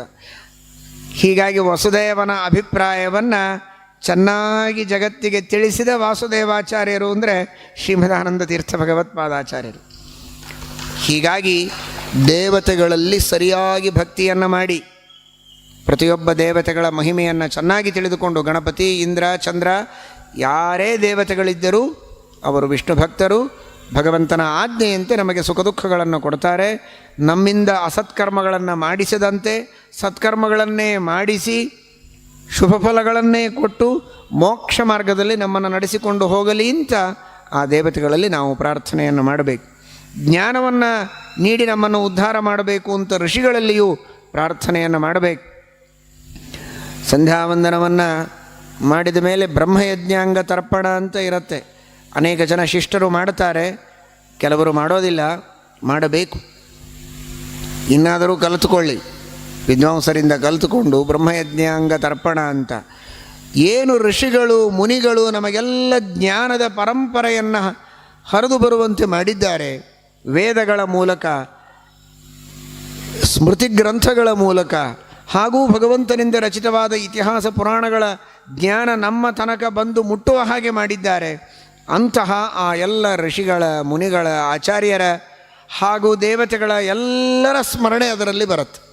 ಅವರೆಲ್ಲರಿಗೆ ಆ ಜಲತರ್ಪಣದ ರೂಪದಲ್ಲಿ ಕೃತಜ್ಞತೆಯ ಸಮರ್ಪಣೆ ಇದೆ. ಜೊತೆಗೆ ಅವರಿಗೆ ಪ್ರಾರ್ಥನೆ, ಇನ್ನಷ್ಟು ನೀವು ಮಾಡಿದ ಗ್ರಂಥಗಳ ಜ್ಞಾನ ನಮಗಾಗೋ ಹಾಗೆ ಅನುಗ್ರಹ ಮಾಡಿ ಅಂತ. ಮತ್ತು ಎಲ್ಲಿಯಾದರೂ ತರ್ಪಣ ಕೊಟ್ಟರೆ, ಅವ್ರ ಹೆಸರು ಹೇಳಿದರೆ, ಅವರ ಗ್ರಂಥ ಓದೋ ದುರ್ಬುದ್ಧಿ ಬಂದೀತು ಅನ್ನೋ ಭಯಕ್ಕೆ ಆ ತರ್ಪಣ ಕೊಡೋದೇ ಬಿಟ್ಬಿಟ್ಟಿದ್ದಾರೆ ಇವತ್ತಿನ ಜನ. ಅಂತೆಲ್ಲರೂ ಆ ಬುದ್ಧಿ ಬಂದರೆ ಏನು ಮಾಡೋದು ಅಂತ ಗಾಬರಿ. ಬ್ರಹ್ಮಯಜ್ಞಾಂಗ ತರ್ಪಣವನ್ನು ಅದೇ ಬ್ರಹ್ಮಯಜ್ಞ ಅಂತ ಕೆಲವರು ತಿಳಿದಿದ್ದಾರೆ. ಅದು ಬ್ರಹ್ಮಯಜ್ಞ ಅಲ್ಲ. ತರ್ಪಣ ಕೊಡೋದು ಬ್ರಹ್ಮಯಜ್ಞ ಅಲ್ಲ. ಶಾಸ್ತ್ರಗಳ ಅಧ್ಯಯನ ಮಾಡೋದು ಬ್ರಹ್ಮಯಜ್ಞ. ಆ ಅಧ್ಯಯನ ಮಾಡಿದ್ದಕ್ಕೆ ತರ್ಪಣ ಕೊಡಬೇಕು. ಅದು ಬ್ರಹ್ಮಯಜ್ಞಾಂಗ ತರ್ಪಣ. ಆ ರೀತಿಯ ತರ್ಪಣವನ್ನು ಕೊಟ್ಟು ಋಷಿಮುನಿಗಳ ಸ್ಮರಣೆಯನ್ನು ಮಾಡಬೇಕು. ಋಷಿಗಳಿಗಿಂತಲೂ ದೇವತೆಗಳು ಉತ್ತಮರು ಅಂತ ತಿಳಿಯಬೇಕು ಎಂಬ ತತ್ವವನ್ನು ಶ್ರೀಮದಾಚಾರ್ಯರು ತಿಳಿಸಿಕೊಟ್ಟಿದ್ದಾರೆ. ಸರಿ, ನಾರದರು ಆಯ್ತಪ್ಪ, ದೇವರ ಅನುಗ್ರಹದಿಂದ ಏನೋ ಸೇವೆ ಮಾಡಿಕೊಂಡು ಭಗವಂತನ ಭಕ್ತಿಯ ಪ್ರಸಾರವನ್ನು ಮಾಡಿಕೊಂಡಿದ್ದೇವೆ, ಏನಾಗಬೇಕು, ಯಾಕಿಷ್ಟು ವರ್ಣನೆ ಮಾಡ್ತಾ ಇದ್ದಿ, ಏನಾಗಬೇಕು ನಮ್ಮಿಂದ ಅಂತ. ಅವನಂದ, ಇನ್ನಷ್ಟು ಸಾಧನೆ ಆಗಬೇಕು, ಭಾಗವತ ಧರ್ಮಗಳ ಅನುಷ್ಠಾನ ನನ್ನಿಂದ ಆಗಬೇಕು ಅಂತ ಅಪೇಕ್ಷೆ ಇದೆ. ಇದೇ ಮಾತು ಕೇಳಿದರೆ ನಾನು, ಇನ್ನೇನೋ ದೇವರೇ ನಿನ್ನಲ್ಲಿ ಜನಿಸಿದ್ದಾನಲ್ಲೋ, ದೇವರೇ ಅವತಾರ ಮಾಡಿದ್ದಾನೆ, ಮನೆಯೊಳಗೆ ಕೃಷ್ಣ ಓಡಾಡುತ್ತಾನೆ. ಯಾವ ಕೃಷ್ಣಕ್ಕೆ ದರ್ಶನಕ್ಕೆ ಎಷ್ಟೋ ಜನ್ಮಗಳ ಸಾಧನೆ ಬೇಕು. ಬಹೂನಾಂ ಜನ್ಮನಾಮಂತೆ ಜ್ಞಾನವಾನ್ ಭವತಿ ತಥೋ ಮಾಂ ಪ್ರಪದ್ಯತೆ. ಎಷ್ಟೋ ಜನ್ಮಗಳ ಸಾಧನೆಯ ನಂತರ ಮನುಷ್ಯ ಜ್ಞಾನ ಪಡೀತಾನೆ, ಆಮೇಲೆ ಭಗವಂತನ ಪ್ರಾಪ್ತಿಯಾಗ್ತದೆ. ಅಂಥದ್ದು ನಿನ್ನ ಮನೆಯೊಳಗೆ ಓಡಾಡಿಕೊಂಡಿದ್ದಾನಲ್ಲ ಕೃಷ್ಣ, ಇದಕ್ಕಿಂತ ಹೆಚ್ಚು ಭಾಗ್ಯ ಇನ್ನೇನು ಬೇಕು. ಅದಕ್ಕೆ ಅವನಂದ, ಅದೇ ನನ್ನ ಹಣೆ ಬರಹಕ್ಕೆ ದೌರ್ಭಾಗ್ಯ ಆದ ಹಾಗಾಗಿದೆ. ಯಾಕೆ ಅಂದರೆ ಅಷ್ಟು ದೊಡ್ಡ ಸೌಭಾಗ್ಯ ಇದ್ದರೂ ಕೂಡ ಅವನನ್ನು ಮಗ ಅಂತ ನಾನು ತಿಳ್ಕೊಂಡ್ಬಿಡ್ತೇನಲ್ಲ, ಅದೇ ದೊಡ್ಡ ತಪ್ಪು ನಾನು ಮಾಡೋದು. ಅವನು ಪರಬ್ರಹ್ಮ, ಅವನು ಜಗತ್ಸ್ವಾಮಿ, ಜಗನ್ನಿಯಾಮಕ ಅಂತ ಅವನನ್ನು ತಿಳಿಯಬೇಕು. ತಿಳಿದಿದ್ದೇನೆ, ಇಲ್ಲ ಅಂತಲ್ಲ, ಆದರೆ ಆವಾಗ ಮರ್ತು ಹೋಗ್ತದೆ, ಅವನ ಮಗ ಅಂತ ಅನಿಸಿಬಿಡ್ತದೆ. ಹೀಗಾಗಿ ಯಾವಾಗಲೂ ಭಗವಂತನನ್ನು ಗುಣಪೂರ್ಣ, ದೋಷದೂರ, ಸರ್ವೋತ್ತಮ, ಸಕಲ ಜಗದೊಡೆಯ ಅಂತ ಉಪಾಸನೆ ಮಾಡಿದರೆ ನಮ್ಮ ಉದ್ಧಾರ ಆಗತ್ತೆ. ಆ ರೀತಿ ಯಾವಾಗಲೂ ದೇವರ ಬಗ್ಗೆ ಅನುಸಂಧಾನ ಬಂದು ದೇವರು ನನ್ನ ಮನೆಯಲ್ಲಿಯೇ ಇದ್ದದ್ದನ್ನು ನಾನು ಸಾರ್ಥಕ ಮಾಡಿಕೊಳ್ಳುವಂತೆ ಅನುಗ್ರಹ ಮಾಡಿ. ನಾನು ಯಾಕೆ ಈ ಮಾತು ಹೇಳಿದೆ ಅಂದರೆ, ಮನೆಯೊಳಗೆ ದೇವರಿದ್ದಾರೆ ಅಂದರೆ ನಾವು ಧಾರ್ಮಿಕರಾದ ಹಾಗೆ ಅಲ್ಲ. ಪೆಟ್ಟಿಗೆ ಒಳಗೆ ದೇವರಿರ್ತಾರೆ, ನಮ್ಮ ಮನೆಯೊಳಗೆ ದೇವರಿದ್ದಾರೆ, ದೊಡ್ಡ ದೇವರಿದ್ದಾರೆ, ದೊಡ್ಡ ಪೆಟ್ಟಿಗಿದೆ, ಅದಕ್ಕೆ ನಾವು ಭಾಳ ದೊಡ್ಡವರು ಅಂದ್ರಲ್ಲ. ದೇವರಿದ್ದಾನೆ, ದೇವರನ್ನ ಮನೆಯೊಳಗೆ ಇಟ್ಕೊಂಡಾರೆ ಅನ್ನೋದು ಒಂದು ಪುಣ್ಯದ ಕೆಲಸನೇ, ಒಗದಿಲ್ಲ ಹೊರಗೆ, ಅದೇ ದೊಡ್ಡದು. ಆದರೆ ಅಷ್ಟಕ್ಕೆ ಸಾಲಲಿಲ್ಲ, ಆ ದೇವರನ್ನು ಪೂಜೆ ಮಾಡಬೇಕು. ಪೂಜೆ ಮಾಡಿದರೂ ಸಾಕಾಗೋದಿಲ್ಲ, ಭಕ್ತಿಯಿಂದ ಪೂಜೆ ಮಾಡಬೇಕು. ಆ ದೇವರ ಸರ್ವೋತ್ತಮತ್ವದ ಅನುಸಂಧಾನ ಬರಬೇಕು. ಅನಂತ ಉಪಕಾರಗಳನ್ನು ದೇವರು ನನಗೆ ಮಾಡ್ತಾನೆ ಎನ್ನುವ ಭಾವನೆ ಬರಬೇಕು. ಏನೋ ನಮ್ಮ ಹಿರಿಯರು ಮಾಡ್ಕೊಂಡು ಬಂದಿದ್ದು ಮಾಡ್ತೇವೆ, ಇದರ ಮುಂದೆ ಮಾತೇ ಇಲ್ಲ. ಯಾಕೆ ಮಾಡ್ತಿ? ನಮ್ಮ ಹಿರಿಯರೆಲ್ಲ ಮಾಡ್ಕೊಂಡು ಬಂದರೆ ನಾವು ಮಾಡ್ತೀವಿ, ಅದರ ಮುಂದೆ ಏನಾದರೂ ಮಾತಾಡು, ಏನಿಲ್ಲೇ ಇಲ್ಲ, ಗೋವಿಂದ. ನನಗೆ ಈ ಶರೀರ ಕೊಟ್ಟವ, ನನಗೆ ಇಂದ್ರಿಯಗಳನ್ನು ಕೊಟ್ಟವ, ಈ ಜಗತ್ತಿನ ಸೃಷ್ಟಿ ಮಾಡಿದವ, ಪ್ರತಿ ಕ್ಷಣ ನನ್ನ ದೇಹದೊಳಗೆ ಅನಂತ ಕಾರ್ಯಗಳನ್ನು ಒಳಗಿದ್ದು ಮಾಡಿಸುವವ, ಅನಾದಿ ಕಾಲದಿಂದ ಅನಂತ ಕಾಲದವರೆಗೆ ನನ್ನ ಜೀವಸ್ವರೂಪದೊಳಗಿದ್ದಾನೆ. ದೇಹಕ್ಕೆ ನಾಶ ಇದೆ, ಜೀವಸ್ವರೂಪಕ್ಕೆ ನಾಶ ಇಲ್ಲ. ಅನಾದಿ ಕಾಲದ ಋಣಾನುಬಂಧ ಮನ ನಿನ್ನಲ್ಲಿ ನೆಲೆಸೋ. ಈ ಭಾವನೆ ತುಂಬಿ ಬರಬೇಕು. ದೇವರ ತಲೆಯ ಮೇಲೆ ಒಂದು ಹನಿ ನೀರು ಬಿದ್ದರೆ ನಮ್ಮ ಭಕ್ತಿಯಿಂದ ಮನಸ್ಸು ತೊಯ್ದು ಒದ್ದೆಯಾಗಿ ಹೋಗಬೇಕು. ಒಂದು ಹನಿ ದೇವರ ತಲೆಯ ಮೇಲೆ, ಶಾಲಿಗ್ರಾಮದ ಮೇಲೆ ಬಿದ್ದರೆ ಆ ಭಕ್ತಿಯ ಹನಿಗಳು, ಭಕ್ತಿಯ ರಸ ನಮ್ಮ ಮನಸ್ಸನ್ನೆಲ್ಲ ತೊಯಿಸ್ಬೇಕು. ಅದು ಒಣಗಿದ್ದು ಹಾಗೇ ಇರುತ್ತೆ. ಪ್ರತಿಮೆಗಳು ಮಾತ್ರ ತೊಯ್ತವೆ ಅಂದರೆ ಅದು ಅಭಿಷೇಕ ಅಲ್ಲ. ಆ ಭಾವನೆಯ ಪರಿಮಳ, ಭಕ್ತಿಯ ಪರಿಮಳ ಹರಡಬೇಕು. ಹೊರಗಿನ ಸಂಪಿಗೆ ಮಲ್ಲಿಗೆಗಳ ಪರಿಮಳ ಹರಡಿ ಮನಸ್ಸು ಮಾತ್ರ ಹಾಗೆ ಬಾಡಿದ್ದು ಇದ್ದರೆ ಅದು ಪೂಜೆಯಲ್ಲ. ಮನಸ್ಸು ಅರಳಬೇಕು, ಅರಳಿದ ಮನಸ್ಸಿನ ಪರಿಮಳ ಬರಬೇಕು. ಅದೇ ಭಕ್ತಿ, ಜ್ಞಾನ, ವೈರಾಗ್ಯ. ಈ ಪುಷ್ಪಗಳು, ಇಂದ್ರಿಯ ನಿಗ್ರಹ ಅದೊಂದು ಪುಷ್ಪ, ಭಕ್ತಿ ಒಂದು ಪುಷ್ಪ, ಜ್ಞಾನ ಒಂದು ಪುಷ್ಪ. ಈ ತರಹದ ಪುಷ್ಪಗಳು, ಆ ಪರಿಮಳಗಳು ನಮ್ಮ ಪೂಜೆಯಲ್ಲಿರಬೇಕು. ಅಂದಾಗ ಅದು ಸಾರ್ಥಕ. ಹಾಗೆ ನಾವು ದೇವರ ಪೂಜೆಯನ್ನು ಮಾಡುವವರೆಗೂ ನಾವು ದೇವರ ಪೂಜೆ ಇನ್ನೂ ಪ್ರಾರಂಭ ಮಾಡಿಲ್ಲ ಅಂತ ಅರ್ಥ. ಈ ಅರ್ಥದಲ್ಲಿ ವಸುದೇವ ಕೇಳ್ತಾನೆ, ಮನೆಯಲ್ಲಿ ದೇವರಿದ್ದರೂ ನನ್ನ ಪಾಲಿಗಿಲ್ಲ, ಯಾಕೆಂದರೆ ಅವನು ದೊಡ್ಡವ, ಆದರೆ ನಾನು ಅವನನ್ನು ತಿಳಿದು ಉಪಾಸನೆ ಮಾಡ್ತಾ ಇಲ್ವಲ್ಲ ಚೆನ್ನಾಗಿ. ಅದನ್ನು ಮಾಡಬೇಕು ಅಂದರೆ ನಿಮ್ಮಂಥ ಗುರುಗಳ ಉಪದೇಶ ಬೇಕು. ದೇವರ ನಮ್ಮ ಪಕ್ಕದಲ್ಲಿದ್ದ ಮಾತ್ರಕ್ಕೆ ಪ್ರಯೋಜನ ಇಲ್ಲ, ಗುರುಗಳ ಉಪದೇಶ ಬೇಕು, ದೇವರನ್ನು ಕಾಣುವ ದೃಷ್ಟಿ ಬೇಕು. ಅದಕ್ಕಾಗಿ ಪಕ್ಕದಲ್ಲಿಯೇ ಬೇಕಾದಷ್ಟು ವಸ್ತುಗಳೆಲ್ಲ ಇವೆ, ಆದರೆ ದುರ್ಬಿಣ ಹಿಡಿಯದೆ ನಮಗೆ ಅವು ಕಾಣಿಸೋದಿಲ್ಲ. ಅದನ್ನು ಹಿಡಿದರೆ ಓ ಇಷ್ಟೆಲ್ಲ ಇದೆಯಾ ಇಲ್ಲಿ ಅಂತ ಅನ್ನಿಸ್ತದೆ. ಹಾಗೆ ದೇವರ ಗುಣಗಳು ಅನಂತ ಇವೆ. ಆ ಗುರುಗಳೆಂಬ ದುರ್ಬಿಣದ ಸಹಾಯ ನಮಗಿಲ್ಲದೇ ಇದ್ದರೆ ದೇವರ ಹತ್ತಿರದಲ್ಲಿದ್ದರೂ ಅವನ ಗುಣಗಳು ನಮಗೆ ಕಾಣಿಸುವುದಿಲ್ಲ. ಅದನ್ನು ಕಾಣಿಸುವಂತೆ ನೀವೆಲ್ಲ ಅನುಗ್ರಹ ಮಾಡಬೇಕು ಅಂತ ನಾರದರಿಗೆ ವಸುದೇವ ಪ್ರಾರ್ಥನೆಯನ್ನು ಮಾಡಿದಾಗ ನಾರದರಂತಾರೆ, ಬಹಳ ಸರಿಯಾದ ಮಾತನ್ನು ಕೇಳಿದ್ದಿ, ಈ ಜಿಜ್ಞಾಸೆ ಇರಬೇಕು, ಈ ತರಹದ ಸಾಧನೆ ಮಾಡುವ ಬುದ್ಧಿ ಇರಬೇಕು ನಿನ್ನಲ್ಲಿದೆ ಅನ್ನೋದೇ ಒಂದು ದೊಡ್ಡ ಸಂತೋಷದ ಸಂಗತಿ. ಇದಕ್ಕೆ ನಾನು ಉತ್ತರ ಹೇಳುವ ಮೊದಲು ದೊಡ್ಡವರ ಮಾತನ್ನೇ ನಿನಗೆ ಉತ್ತರವನ್ನಾಗಿ ಹೇಳುತ್ತೇನೆ. ಹಿಂದೆ ಇದರ ಬಗ್ಗೆ ಪ್ರಶ್ನೋತ್ತರಗಳು ನಡೆದಿದೆ.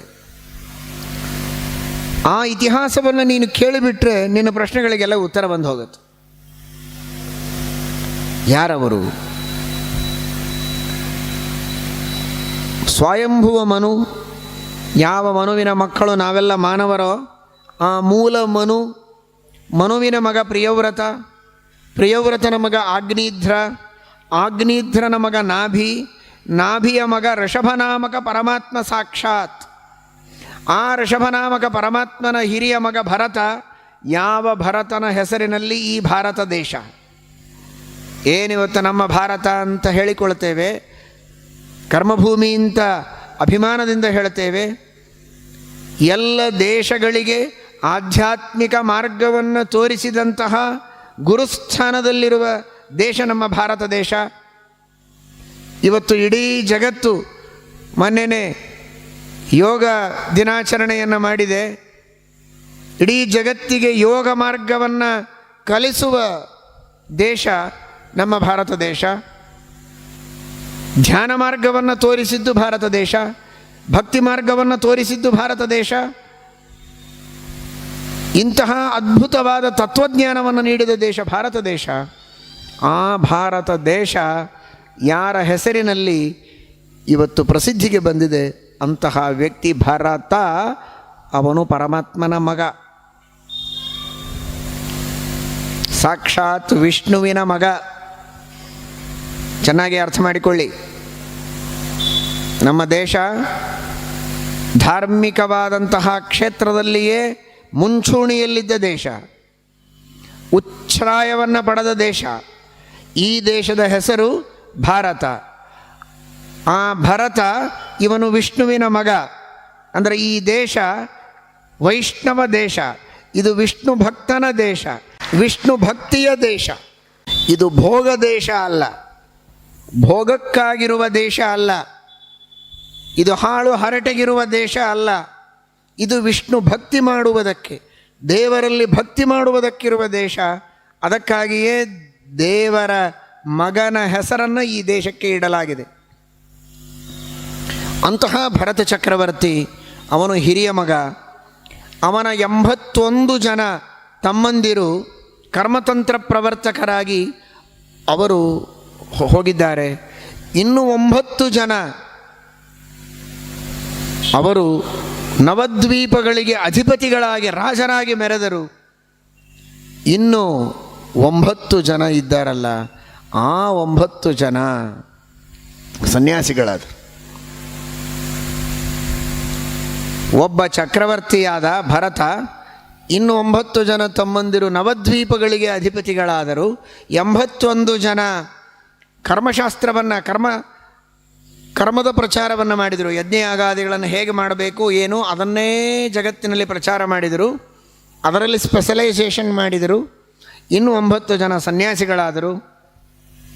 ಅವರೇ ಕವಿ, ಹರಿ, ಅಂತರಿಕ್ಷ, ಪ್ರಬುದ್ಧ, ಪ್ರಿಪ್ಪಲಾಯನ, ದ್ರುಮಿಲ, ಆವಿರ್ಹೋತ್ರ, ಚಮಸ, ಕರಭಾಜನ ಅಂತ. ಈ 9 ಜನ ಜ್ಞಾನಿಗಳು, ಸನ್ಯಾಸಿಗಳು, ಮಹಾನುಭಾವರು ಋಷಭನಾಮಕ ಪರಮಾತ್ಮನಿಂದ ಜಯಂತಿ ಎಂಬ ಹೆಸರಿನ ಲಕ್ಷ್ಮೀದೇವಿಯಲ್ಲಿ ಅವತಾರ ಮಾಡಿದವರು. ಜಾಯಂತೆಯರು ಅಂತ ಇವರಿಗೆ ಹೆಸರು, ಜಯಂತಿಯ ಮಕ್ಕಳಾದದ್ದರಿಂದ. ಅಂತಹ ಆ 9 ಜನ ಯತಿಗಳು ಸಂಚಾರ ಮಾಡ್ತಾ ನಿಮಿರಾಜನ ಯಜ್ಞಕ್ಕೆ ಬರ್ತಾರೆ. ನಿಮಿರಾಜ ವಿದೇಹ ದೇಶದ ರಾಜ ಎದ್ದು ಸ್ವಾಗತ ಮಾಡ್ತಾನೆ. ಅವರನ್ನು ಕೂಡಿಸಿ ಪ್ರಾರ್ಥನೆ ಮಾಡ್ತಾನೆ, ತತ್ವೋಪದೇಶ ಮಾಡಿ ಅಂತ. ಅವರು 9 ಜನರಲ್ಲಿ ಏನು ಅಂಡರ್ಸ್ಟ್ಯಾಂಡಿಂಗು, ಎಂತಹ ಒಂದು ಪ್ರೀತಿ, ವಿಶ್ವಾಸ, ಆತ್ಮೀಯತೆ ಅಂದರೆ, ಇವನು ಪ್ರಶ್ನೆ ಕೇಳುವಾಗ ಈ ಪ್ರಶ್ನೆಗೆ ನೀವು ಉತ್ತರ ಹೇಳಿ, ಈ ಪ್ರಶ್ನೆಗೆ ನೀವು ಉತ್ತರ ಹೇಳಿ ಅಂತೇನು ಹೇಳಿಲ್ಲ. ಇವನು ಒಂದೊಂದು ಪ್ರಶ್ನೆ ಕೇಳ್ತಾ ಇದ್ದ ನಿಮಿರಾಜ. ಇವನ ಒಂದೊಂದು ಪ್ರಶ್ನೆಗೆ ಒಬ್ಬೊಬ್ಬರು ಕ್ರಮವಾಗಿ ಉತ್ತರ ಕೊಡ್ತಾ ಬರ್ತಾರೆ, ಕನ್ಫ್ಯೂಷನ್ ಇಲ್ಲದೆ ಇದ್ದ ಹಾಗೆ. ನಾನು ಹೇಳ್ತೇನೆ ಅಂತ ಜಗಳಾಡೋದಿಲ್ಲ. ಇವನು 9 ಪ್ರಶ್ನೆಗಳನ್ನು ಕೇಳ್ತಾನೆ, ಒಬ್ಬೊಬ್ಬರು ಒಂದೊಂದು ಪ್ರಶ್ನೆಗೆ ಸರಿಯಾಗಿ ಉತ್ತರವನ್ನು ಹೇಳ್ತಾ ಬರ್ತಾರೆ. ಆಗ ನಿಮಿರಾಜ, ನಾವೆಲ್ಲ 1 ನಿಮಿಷ ತಾಳಿ, 2 ನಿಮಿಷ ತಾಳಿ ಅಂತೆಲ್ಲ ಅಂತೀವಲ್ಲ, ಏನದು ನಿಮಿಷ? ಈ ನಿಮಿರಾಜನ ಹೆಸರಿನಿಂದಲೇ ಬಂದದ್ದು ಆ ನಿಮಿಷ ಅನ್ನೋ ಶಬ್ದ. ನಿಮಿರಾಜ ಉಪದೇಶದ ಬಗ್ಗೆ ನಾಳೆ ತಿಳಿಯೋಣ, ಇವತ್ತು ಹಿನ್ನೆಲೆಯನ್ನು ಮಾತ್ರ ತಿಳಿಯೋಣ. ನಿಮಿರಾಜ ಒಂದು ಸಲ ಯಜ್ಞ ಮಾಡೋದಕ್ಕೆ ಅಂತ ಹೊರಟ. ವಸಿಷ್ಠರನ್ನು ಕರೆದ. ವಸಿಷ್ಠರು ಇನ್ನೊಂದು ಕಡೆಗೆ ಒಪ್ಕೊಂಡಿದ್ರು ಯಜ್ಞಕ್ಕೆ. ನಿಮಿ 1 ನಿಮಿಷ ತಡಿ ಅಂತ ಅನ್ನಲಿಲ್ಲ, ಯಾಕಂದರೆ ಇನ್ನೂ ನಿಮಿಷ ಅನ್ನೋ ಹೆಸರೇ ಬಂದಿಲ್ಲ ಅವಾಗ. ಈ ಕಥೆ ಆದಮೇಲೆ ಬಂದದ್ದು. ಸ್ವಲ್ಪ ಹೊತ್ತು ತಡಿಯಪ್ಪ, ಯಜ್ಞ ಮುಗಿಸ್ಕೊಂಡು ಬರ್ತೇನೆ, ಆಮೇಲೆ ನಿನ್ನ ಯಜ್ಞಕ್ಕೆ ಬರ್ತೇನೆ ಅಂತ. ಇವನಂದ, ಅಷ್ಟೊತ್ತು ಎಲ್ಲಿ ಕಾಯೋದು, ಇನ್ನೊಬ್ರು ಯಾರನ್ನಾರು ಕರೆದು ಮಾಡಿಸಿದ್ರೆ ಆಯಿತು ಅಂತ ಬೇರೆ ಪುರೋಹಿತರನ್ನು ಕರೆದ, ಯಜ್ಞ ಮುಗಿಸ್ಬಿಟ್ಟ. ವಸಿಷ್ಠರು ಬಂದರು, ಗೊತ್ತಾಯಿತು ಯಜ್ಞ ಮಾಡಿ ಮುಗಿಸಿಬಿಟ್ಟಿದ್ದಾನೆ ಅಂತ. ಅವರಂದರು, ನನಗೇನು ದುಡ್ಡಿನ ಆಶೆ ಇಲ್ಲ ಮಹಾರಾಯ, ದಕ್ಷಿಣೆ ಬೇಕು ಅನ್ನೋದಕ್ಕೆ ನಾನು ಕೇಳಿದವನಲ್ಲ. ಕುಲಗುರುಗಳನ್ನು ಬಿಟ್ಟು ಇನ್ನೊಬ್ಬರನ್ನು ಆಶ್ರಯಿಸಬಾರದು, ಆ ತಪ್ಪು ನೀನು ಮಾಡಿದ್ದೀಯ, ಅದಕ್ಕಾಗಿ ನಿನಗೆ ಶಾಪ ಕೊಡ್ತೇನೆ ಅಂತ. ಅವನಂದ, ನೀವೇ ಕುಲಗುರುಗಳ ಸ್ವಾಮಿ, ನಿಮ್ಮನ್ನು ಬಿಟ್ಟು ನಾವು ಇನ್ನೊಬ್ಬರನ್ನು ಆಶ್ರಯಿಸೋದಿಲ್ಲ. ಈ ಒಂದು ಸಂದರ್ಭದಲ್ಲಿ ಅನಿವಾರ್ಯವಾಗಿ ಏನೋ ಅವಸರ ಇತ್ತು ಅಂತ ಮಾಡಿಸಿದೆ, ಯಾವತ್ತಿಗಾದರೂ ನೀವೇ ಗುರುಗಳು, ನೀವೇ ಉದ್ಧಾರಕರು, ಕ್ಷಮಾ ಮಾಡಿ ಎಂದಿದ್ದಾನೆ. ಆದರೆ ಆ ಕ್ಷಣಕ್ಕೆ ಯಾಕೋ ವಸಿಷ್ಠರು ಬಹಳ ಶಾಂತ ಸ್ವಭಾವದವರು, ತಾಳ್ಮೆ, ಅವರ ತಾಳ್ಮೆಗೆ ಮಿತಿಯೇ ಇಲ್ಲ. ವಿಶ್ವಾಮಿತ್ರರು ಎಷ್ಟು ಕಷ್ಟ ಕೊಟ್ಟಿದ್ದಾರೆ ಅಂತ ಲೆಕ್ಕ ಇಲ್ಲ, ಅಷ್ಟೆಲ್ಲ ಪೀಡೆಯನ್ನು ಕೊಟ್ಟರೆ ಶಾಂತಿಯಿಂದ ಅದನ್ನು ಎದುರಿಸಿದವರು ವಸಿಷ್ಠರು. ಆದರೆ ಭಗವಂತನ ಸಂಕಲ್ಪದಂತೆ ಆ ಕ್ಷಣದಲ್ಲಿ ಯಾಕೋ ಕೋಪ ಬಂತು, ಶಾಪ ಕೊಟ್ಟರು, ಸತ್ತು ಹೋಗು ಅಂದರು ನಿಮಿರಾಜನಿಗೆ. ಅವನೂ ಮಹಾಸಾತ್ವಿಕ ರಾಜ, ಅವನಿಗೂ ಯಾಕೋ ಕೋಪ ಬಂತು, ನೀವು ಸತ್ತು ಹೋಗಿರಿ ಅಂತ ಶಾಪ ಕೊಟ್ಟ. ಏಕಕಾಲಕ್ಕೆ ಪುರೋಹಿತ, ರಾಜ ಇಬ್ಬರು ಸತ್ತು ಹೋಗಿದ್ದಾರೆ. ಬರಲಿ, ನಮ್ಮನಿಗೂ ಯಾರ ಪುರೋಹಿತರು ತಡ ಮಾಡಿದ್ರೆ ನಾವು ಹೀಗೆ ಶಾಪ ಕೊಡ್ತೀವಿ. ನೀವು 1000 ಸಲ ಕೊಟ್ಟರು ಅವರೇನು ಸಾಯೋದಿಲ್ಲ, ಅವರು ಕೊಟ್ಟರು ನೀವು ಸಾಯೋದಿಲ್ಲ. ಕಥೆ ಕೇಳಿ ಹಂಗೆ ಮಾಡ್ಲಿಕ್ಕೆ ಹೋಗಬೇಡ್ರಿ. ಅವರೆಲ್ಲ ಮಹಾ ತಪಸ್ವಿಗಳು. ಅಷ್ಟು ತಪಸ್ಸಿದ್ದು ಯಾವುದೋ ಒಂದು ಸಂದರ್ಭದಲ್ಲಿ ಕ್ರೋಧ ಬಂದಾಗ ಹೀಗಾಗತ್ತೆ. ಆಗ ದೇವತೆಗಳು ಬಂದು ವಸಿಷ್ಠರನ್ನು ಮತ್ತೆ ಹುಟ್ಟುವಂತೆ ಮಾಡ್ತಾರೆ. ಮಿತ್ರಾವರುಣರಲ್ಲಿ ಹುಟ್ಟಿ ಮೈತ್ರಾವರುಣಿರು ವಸಿಷ್ಠ ಅಂತ ಮತ್ತೆ ಅವರು ಪುನಃ ಇನ್ನೊಮ್ಮೆ ಜನ್ಮ ತಾಳಿ ಮತ್ತೆ ವಸಿಷ್ಠರು ಬರ್ತಾರೆ, ತಮ್ಮ ಕಾರ್ಯವನ್ನು ಮುಂದುವರಿಸ್ತಾರೆ. ನಿಮಿರಾಜನನ್ನು ಕರೀತಾರೆ, ನಿನಗೂ ಮತ್ತೆ ಹುಟ್ಟಿಸ್ತೇವೆ, ಬರ್ತೀಯಾ ಅಂತ. ಬರೋದಿಲ್ಲ ಅಂತಾನೆ. ಈ ದೇಹಾಭಿಮಾನ ಬಿಟ್ಟು ಮುಕ್ತನಾಗಿ ಇರೋದಕ್ಕೊಂದು ಅವಕಾಶ ಸಿಕ್ಕಿದೆ, ಮತ್ತೆಲ್ಲಿ ಈ ದೇಹದ ಪಂಜರದೊಳಗೆ ಹಾಕಿ ನನ್ನನ್ನು ಒದ್ದಾಡಿಸ್ತೀರಾ, ನಾನು ಬರೋದೇ ಇಲ್ಲ ಅಂದ. ಆಗ ದೇವತೆಗಳು ಅವನಿಗೆ ವರ ಕೊಟ್ಟರು, ಎಲ್ಲರ ರೆಪ್ಪೆಗಳಲ್ಲಿ ನಿನ್ನ ಸನ್ನಿಧಾನ ಇರಲಿ ಅಂತ. ಹೀಗಾಗಿ ರೆಪ್ಪೆಗಳಿಗೆ ನಿಮಿ ರಾಜ ನಿಮಿಹಿ ಸೀದತಿ ಅತ್ರ ಇತಿ ನಿಮಿಷಃ. ಯಾವ ರೆಪ್ಪೆಗಳಲ್ಲಿ ನಿಮಿರಾಜನ ಸನ್ನಿಧಾನ ಇದೆ ಆ ರೆಪ್ಪೆಗಳಿಗೆ ನಿಮಿಷ ಅಂತಾರೆ. ರೆಪ್ಪೆ ಬಡಿಯುವಷ್ಟು ಹೊತ್ತಿಗೆ ನಿಮೇಷ ಅಂತಂತಾರೆ. ಅದು ಮೂಲ. ಈ ನಿಮಿ ಎಂಬ ರಾಜ ಅಲ್ಲಿದ್ದದ್ದಕ್ಕೆ ಅದು ನಿಮಿಷ, ಆ ರೆಪ್ಪೆ ಬಡಿಯುವಷ್ಟು ಹೊತ್ತು ಅದು ನಿಮಿಷ. ಈಗ 60 ಸೆಕೆಂಡುಗಳು ನಿಮಿಷ, ಇದೆಲ್ಲ ಬೇರೆ ಲೆಕ್ಕ.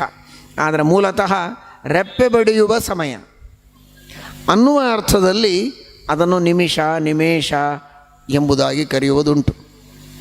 ಹೇಳುವ ತಾತ್ಪರ್ಯ, ದೇಹಾಭಿಮಾನವನ್ನು ಪೂರ್ಣ ಬಿಟ್ಟವ, ಈ ದೇಹದ ಬಂಧನವೇ ಬೇಡ ಅಂತ ತೊರೆದು ಹೋದ ಮಹಾನುಭಾವ ಆ ನಿಮಿ. ಅಂತಹ ನಿಮಿ ತಾನು ಬದುಕಿರುವಾಗ, ಯಜ್ಞ ಮಾಡುವಾಗ, ಯಜ್ಞಕ್ಕೆ ಬಂದ ಈ ಸನ್ಯಾಸಿಗಳಿಗೆ ಪ್ರಶ್ನೆಯನ್ನು ಕೇಳಿ ಭಾಗವತ ಧರ್ಮಗಳ ಬಗ್ಗೆ ನಮಗೆ ಉಪದೇಶ ಮಾಡಿ ಎನ್ನುವುದೇ ಮೊದಲು ಪ್ರಶ್ನೆ ಅವನು. ವಸುದೇವ ನಾರದರಿಗೆ ಏನು ಪ್ರಶ್ನೆ ಕೇಳಿದ, ಅದೇ ಪ್ರಶ್ನೆಯನ್ನು ನಿಮಿರಾಜ ಯತಿಗಳಿಗೆ ಕೇಳಿದ್ದಾನೆ. ಯತಿಗಳು ಉಪದೇಶ ಮಾಡುತ್ತಾರೆ, ಭಾಗವತ ಧರ್ಮಗಳನ್ನು ಉಪದೇಶ ಮಾಡುತ್ತಾರೆ. ಬಹಳ ಶ್ರೇಷ್ಠವಾದಂತಹ ಭಾಗವತ ಧರ್ಮಗಳು. ಅವುಗಳನ್ನು ಚೆನ್ನಾಗಿ ಕೇಳಿ, ನಾಳೆಯಿಂದ ಸುಮ್ಮನೆ ಕೇಳಬೇಡಿ, ಕೇಳಿದ್ದರೊಳಗಿನ ಒಂದು ಸ್ವಲ್ಪ ಆದರೂ ಜೀವನದಲ್ಲಿ ಅನುಷ್ಠಾನ ತರುವುದಕ್ಕೆ ನಾವು ನೀವು ಎಲ್ಲರೂ ಸೇರಿ ಪ್ರಯತ್ನ ಮಾಡೋಣ, ಮಹಾಪ್ರಯತ್ನ ಮಾಡೋಣ. ದೇವರು ಯಶಸ್ಸು ಕೊಟ್ಟೇ ಕೊಡ್ತಾನೆ. ಜ್ಞಾನಸತ್ರ ಮಾಡಿದ್ದು, ಮಾನವ ಜನ್ಮ ಪಡೆದದ್ದು, ಬ್ರಾಹ್ಮಣ ಜನ್ಮ ವೈಷ್ಣವ ಜನ್ಮವನ್ನು ಪಡೆದದ್ದು ಸಾರ್ಥಕವಾಗತ್ತೆ. ಅದಕ್ಕಾಗಿ ತಪ್ಪದೇ ಶ್ರವಣವನ್ನು ಮಾಡಿ ಅದರ ಮರ್ಮವನ್ನು ಚೆನ್ನಾಗಿ ತಿಳಿದು ಅರಗಿಸಿಕೊಂಡು ಹೇಗೆ ಪ್ರಾಕ್ಟಿಕಲ್ಲಾಗಿ ಇದನ್ನು ಅನುಷ್ಠಾನ ಮಾಡಬೇಕು. ಒಂದು ಬ್ಯಾಂಕಿನೊಳಗೆ ಅಥವಾ ಇನ್ಯಾವುದೋ ಸ್ಕೀಮ್ ಒಳಗೆ ಹಣ ಹಾಕಿದರೆ 10% ಬರ್ತದೆ. ಈಗೆಲ್ಲ ಬಹಳ ಕಡಿಮೆಯಾಗಿದೆ ಬಡ್ಡಿ. ನಿಮಗೆ 10, 15, 20, 30, 100%, 100ಕ್ಕೆ 100 ಕೊಡ್ತೀವಿ ಅಂತ ಯಾರೋ ಬಂದರು ಅಂತ ಇಟ್ಕೊಳ್ಳಿ. ಅಂಥವ್ರೊಂದು ಸ್ಪೀಚ್ ಕೊಡ್ತಾ ಇದ್ದಾರೆ. ಏನು ಪುರಾಣ ಕೇಳ್ದಂಗೆ ಸುಮ್ಮನೆ ಕೇಳ್ತಿರ್ತೀರಿ? 2 ಇದ್ದರೆ 4 ಕಿವಿ 8 ಕಿವಿ ಮಾಡಿಕೊಂಡು, ಕಣ್ಣಿಷ್ಟು ಅರಳಿಸಿ, ಕಿವಿ ಇಷ್ಟಾಗಲ್ಲ ಆನಿ ಅಂಥ ಕಿವಿ ಮಾಡಿಕೊಂಡು, ಜಿಂಕಿ ಅಂಥ ಕಣ್ಣು ಮಾಡಿಕೊಂಡು,